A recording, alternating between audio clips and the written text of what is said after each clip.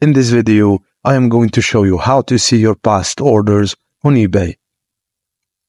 To view your purchase history, ensure you're signed in to your eBay account. Your purchase history can be found under the My eBay section. In your purchase history, each order has a More Actions drop-down menu. This menu provides various options for managing your purchases, such as Contact Seller and Return this item.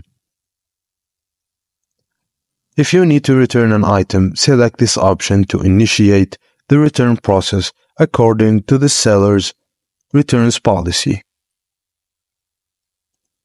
You'll also find Track Shipments, Reorder Items, or Leave Feedback.